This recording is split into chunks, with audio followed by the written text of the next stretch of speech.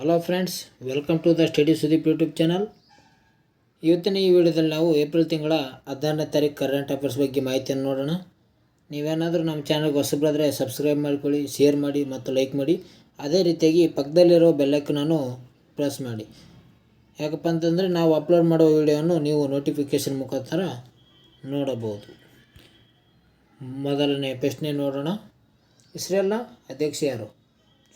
ಅಧ್ಯಕ್ಷ ಆಗಿದೆ. ಇಸ್ರೇಲ್ನ ಪ್ರಧಾನಮಂತ್ರಿ ಯಾರು? ಇದಕ್ಕೆ ಸರಿಯಾದ ಉತ್ತರ ಬೆನ್ಯಾಮಿನ್ ನೇತನ್ಯಾಹು. ನ್ಯೂಸ್ ಕಾಂಟೆಸ್ಟ್ ಬಗ್ಗೆ ಮಾಹಿತಿ ನೋಡೋಣ. ಇಸ್ರೇಲ್ನ ಮೇಲೆ ಇರಾನ್ ನಡೆಸಿರುವ ಅಪ್ರೋದಿತ ಮತ್ತು ನೇರ ದಾಳಿಗೆ G7 ಶೃಂಗದ ಸದಸ್ಯ ರಾಷ್ಟ್ರಗಳು ತೀವ್ರ ಕಳವಳ ವ್ಯಕ್ತಪಡಿಸಿವೆ. ಅಂದರೆ ಇತ್ತೀಚೆಗೆ ಇಸ್ರೇಲ್ನ ಮೇಲೆ ಇರಾನ್ ದಾಳಿಯನ್ನು ನಡೆಸಿದೆ. ಅದಕ್ಕೆ G7 ಸದಸ್ಯ ರಾಷ್ಟ್ರಗಳು ತೀವ್ರವಾಗಿ ಕಳವಳ ವ್ಯಕ್ತಪಡಿಸಿವೆ. ಇದೇ ರೀತಿಯಾಗಿ ವಿಶ್ವಸಂಸ್ಥೆಯ ಭದ್ರತಾ ಮಂಡಳಿ UNGC ಶಾಶ್ವತ ಸದಸ್ಯ ರಾಷ್ಟ್ರಗಳು ತುರ್ತು ಸಭೆ ನ್ಯೂಯಾರ್ಕ್ನಲ್ಲಿ ನಡೆದಿದ್ದು ವಸ್ತುಸ್ಥಿತಿ ಕುರಿತು ಚರ್ಚಿಸಲಾಯಿತು. ಸಿರಿಯಾ ದೇಶದ ರಾಜಧಾನಿ ಡಮಸ್ಕಸ್ನ ಮೇಲೆ ಇರಾನ್ ದೇಶದ ದೂತಾವಾಸ ಮೇಲೆ ಕಚೇರಿ ಮೇಲೆ ಇಸ್ರೇಲ್ ಏಪ್ರಿಲ್ 1ರಂದು ದಾಳಿ ನಡೆಸಿದೆ. ಈ ದಾಳಿಯ ಪ್ರತಿಕಾರ ಎಂಬಂತೆ ಇಸ್ರೇಲ್ ಮೇಲೆ ಇರಾನ್ನ ದಾಳಿ ನಡೆಸಿದೆ. ಅದೇ ರೀತಿಯಾಗಿ ಅಂದರೆ ಇತ್ತೀಚೆಗೆ ಸಿರಿಯಾ ದೇಶದ ರಾಜಧಾನಿಯಾಗಿರುವ ಡಮಸ್ಕಸ್ನ ಮೇಲೆ ಇರಾನ್ ದೇಶವು ಇಸ್ರೇಲ್ನಿಂದ ದಾಳಿಯನ್ನು ಒಳಗಾಗಿದೆ. ಅದೇ ರೀತಿಯಾಗಿ ಇಸ್ರೇಲ್ ಕೂಡ ಇರಾನ್ ಮೇಲೆ ದಾಳಿಯನ್ನು ನಡೆಸಿದೆ. ಎರಡು ದೇಶಗಳು ಅದೇ ರೀತಿ ಯುದ್ಧವನ್ನು ಸ್ಟಾರ್ಟ್ ಮಾಡಿದ್ದೇವೆ. ಅದೇ ರೀತಿಯಾಗಿ ಇಸ್ರೇಲ್ ಮತ್ತು ಇರಾನ್ ನಡುವೆ ಛಾಯಾ ಸಮರವು ದಶಕಗಳಿಂದ ನಡೆದು ಬಂದಿದೆ. ಆದರೆ ಇಸ್ರೇಲ್ನ ಮೇಲೆ ಇರಾನ್ ನೇರವಾಗಿ ಮಿಲಿಟರಿ ದಾಳಿ ನಡೆಸಿರುವುದು ಇದೇ ಮೊದಲು. ಅಂದರೆ ಇಸ್ರೇಲ್ ಮತ್ತು ಇರಾನ್ ಬಹಳ ವರ್ಷಗಳ ಹಿಂದಿನಿಂದ ಯುದ್ಧವನ್ನು ಮಾಡಿಕೊಂಡು ಬಂದಿದ್ದೇವೆ. ಆದರೆ ಮಿಲಿಟರಿಯನ್ನು ಕರೆಸಿ ಈಗ ಜಗಳವನ್ನು ಆಡುತ್ತಿದ್ದಾವೆ ಎರಡು ದೇಶಗಳು ಮಿಲಿಟರಿಯನ್ನು ದಾಳಿ ನಡೆಸಿದ್ದೇವೆ. ಮುಂದಿನ ಪ್ರಶ್ನೆಗೆ ಹೋಗೋಣ.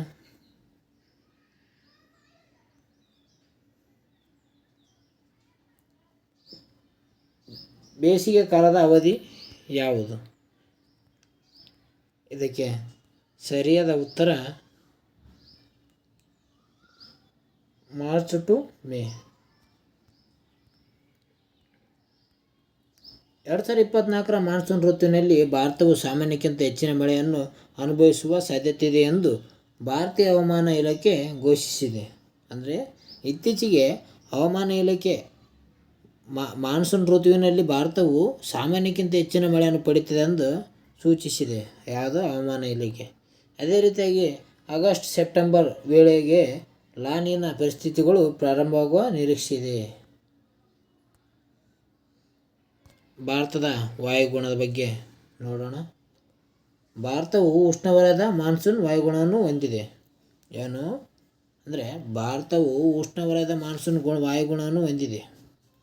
ಅದೇ ರೀತಿಯಾಗಿ ಭಾರತ ವಾಯುಗುಣವನ್ನು ಪ್ರಮುಖವಾಗಿ 4 ಋತುಮಾನಗಳಾಗಿ ವಿಂಗಡಿಸಲಾಗಿದೆ. ಎಷ್ಟು? 4 ಋತುಮಾನಗಳಾಗಿ ವಾಯುಗುಣವನ್ನು ವಿಂಗಡಿಸಲಾಗಿದೆ. ಅದರಲ್ಲಿ ಮೊದಲನೆಯದು ನೋಡೋದಾದರೆ ನೈಋತ್ಯ ಮಾನ್ಸೂನ್ ಮಾರುತ ಕಾಲ, ಅಂದರೆ ಮಳೆಗಾಲ. ಈ ಅವಧಿ ಯಾವಾಗಪ್ಪ ಅಂತಂದರೆ ಜೂನ್ನಿಂದ ಸೆಪ್ಟೆಂಬರ್ವರೆಗೆ. ಜೂನ್ನಿಂದ ಸೆಪ್ಟೆಂಬರ್ವರೆಗೆ ನೈಋತ್ಯ ಮಾನ್ಸೂನ್ ಮಾರುತಗಳ ಕಾಲ, ಅಂದರೆ ಮಳೆಗಾಲ ಸ್ಟಾರ್ಟ್ ಆಗುತ್ತದೆ.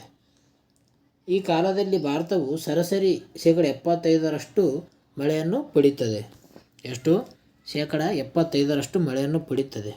ಈ ಕಾಲದಲ್ಲಿ ಬೆಳೆಯುವ ಬೆಳೆಗಳನ್ನು ನೋಡಿದಾದರೆ ಈ ಕಾಲದಲ್ಲಿ ಬೆಳೆಯುವ ಬೆಳೆಗಳನ್ನು ಖಾರಿಫ್ ಮತ್ತು ಮುಂಗಾರು ಮಳೆ ಬೆಳೆ ಎಂದು ಕರೆಯುವರು. ಖಾರಿಫ್ ಮತ್ತು ಮುಂಗಾರು ಬೆಳೆ ಎಂದು ಕರೆಯುವರು. ಅದೇ ರೀತಿಯಾಗಿ ಖಾರಿಫ್ ಅಥವಾ ಮುಂಗಾರು ಬೆಳೆ ಯಾವಪ್ಪ ಅಂತ ನೋಡೋದಾದರೆ ಭತ್ತ ಆಗಿರ್ಬೋದು, ರಾಗಿ ಆಗಿರ್ಬೋದು, ಸೋಯಾಬೀನ್ ಆಗಿರ್ಬೋದು, ಹತ್ತಿ, ಇನ್ನು ಮುಂತಾದವುಗಳನ್ನು ನಾವು ಕಾಣಬಹುದಾಗಿದೆ.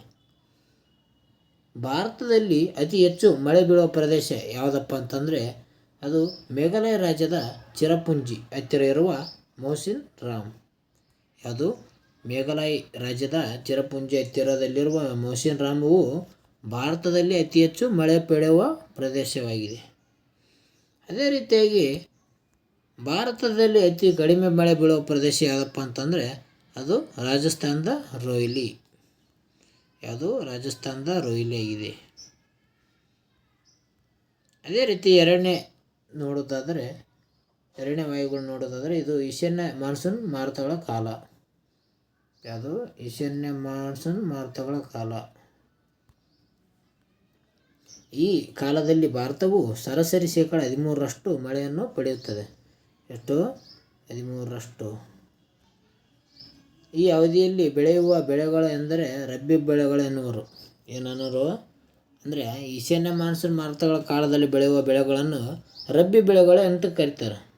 ಈ ರಬ್ಬಿ ಬೆಳೆಗಳು ಯಾವಪ್ಪ ಅಂತಂದ್ರೆ ಗೋಧಿ, ಬಾರ್ಲಿ, ಬಟಾಣಿ ಮತ್ತು ಇತ್ಯಾದಿ. ಯಾವುವು ರಬ್ಬಿ ಬೆಳೆಗಳು? ಗೋಧಿ, ಬಾರ್ಲಿ, ಬಟಾಣಿ ಮತ್ತು ಮುಂತಾದವನ್ನು ನಾವು ಕಾಣಬಹುದಾಗಿದೆ. ಅದೇ ರೀತಿ ನಮ್ಮ ಮೂರನೇ ವಾಯುಗುಣ ಯಾವುದಪ್ಪ ಅಂತಂದರೆ ಬೇಸಿಗೆ ಕಾಲ. ಯಾವುದು? ಮೂರನೇ ಭಾರತದ ವಾಯುಗುಣಮಾನ ನೋಡೋದಾದರೆ ಅದು ಬೇಸಿಗೆ ಕಾಲ ಇದೆ. ಅದು ಅವಧಿ ಯಾವಾಗಪ್ಪ ಅಂತಂದರೆ ಮಾರ್ಚ್ ತಿಂಗಳಿಂದ ಮೇ ತಿಂಗಳವರೆಗೆ. ಈ ಅವಧಿಯಲ್ಲಿ ಭಾರತವು ಸರಾಸರಿ 10% ಮಳೆಯನ್ನು ಆಗುತ್ತದೆ. ಅಂದರೆ ಭಾರತದಲ್ಲಿ ಎಷ್ಟು % ಮಳೆ ಆಗುತ್ತೆ ಅಂದರೆ ಬೇಸಿಗೆ ಕಾಲದಾಗ ಓನ್ಲಿ 10% ಮಳೆಯನ್ನು ಕಾಣುತ್ತದೆ ಭಾರತ. ಬೇಸಿಗೆ ಕಾಲದಲ್ಲಿ ಮಳೆಯಾಗುವುದನ್ನು ವಿವಿಧ ರಾಜ್ಯಗಳಲ್ಲಿ ವಿವಿಧ ಹೆಸರುಗಳಿಂದ ಕರೆಯಲಾಗುತ್ತದೆ. ಅಂದರೆ ಬೇಸಿಗೆಯಲ್ಲಿ ಮಳೆಯಾಗುವುದನ್ನು ವಿವಿಧ ರಾಜ್ಯಗಳಲ್ಲಿ ವಿವಿಧ ಹೆಸರುಗಳಿಂದ ಕರೆಯುತ್ತಾರೆ. ಅದರಲ್ಲಿ ಪಶ್ಚಿಮ ಬಂಗಾಳದಲ್ಲಿ ಕಾಲಬೈಶಾಖಿ ಅಂತ ಕರೀತಾರೆ, ಕರ್ನಾಟಕದಲ್ಲಿ ಕಾಪಿಯ ತುಂತುರು ಅಂತ ಕರೀತಾರೆ, ಅದೇ ರೀತಿಯಾಗಿ ಕೇರಳದಲ್ಲಿ ಮಾಯನ ಒಯ್ಲು ಅಂತ ಕರೀತಾರೆ. ಯಾವುದು? ಅದೇ ಅಂದರೆ ಕಾಲಬೈಶಾಖಿ ಎಂದು ಪಶ್ಚಿಮ ಬಂಗಾಳದಲ್ಲಿ ಕರೆದರೆ ಕಾಪಿ ತುಂತುರು ಎಂದು ಕರ್ನಾಟಕದಲ್ಲಿ ಕರೆಯುತ್ತಾರೆ. ಅದೇ ರೀತಿಯಾಗಿ ಮಾಯನ ಹೊಯ್ಲು ಎಂದು ಕೇರಳದಲ್ಲಿ ಕರೆಯುತ್ತಾರೆ. ಅದೇ ರೀತಿಯಾಗಿ ನಮ್ಮ ಭಾರತದ ವಾಯುಗುಣದ ಬದಲಿ 4ನೇದು ನೋಡೋದಾದರೆ ಅದೇ ಚಳಿಗಾಲ.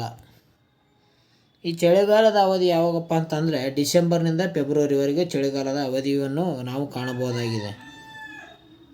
ಈ ಅವಧಿಯಲ್ಲಿ ಭಾರತದ ಸರಾಸರಿ 2% ಮಳೆ ಆಗುತ್ತದೆ. ಅಂದರೆ ಚಳಿಗಾಲದಲ್ಲಿ 2% ಮಳೆಯನ್ನು ನಾವು ಕಾಣಬಹುದಾಗಿದೆ. ಇಂಪಾರ್ಟೆಂಟ್ ನೋಡಿ ಫ್ರೆಂಡ್ಸ್, ಎಷ್ಟು % ಮಳೆ ಅಂತ ಕೇಳ್ಬೋದು. 2% ಮಳೆಯನ್ನು ನಾವು ಕಾಣಬಹುದಾಗಿದೆ. ಇದು ಭಾರತದ ಅತಿ ಹೆಚ್ಚು ಕಡಿಮೆ ಬೀಳುವ ಅವಧಿಯಾಗಿದೆ. ಯಾವುದು? ಚಳಿಗಾಲದಲ್ಲಿ ಭಾರತದಲ್ಲಿ ಅತಿ ಕಡಿಮೆ ಮಳೆ ಬೀಳುತ್ತದೆ. ಯಾವುದಪ್ಪ ಅಂತಂದರೆ ಅದೇ ಚಳಿಗಾಲ.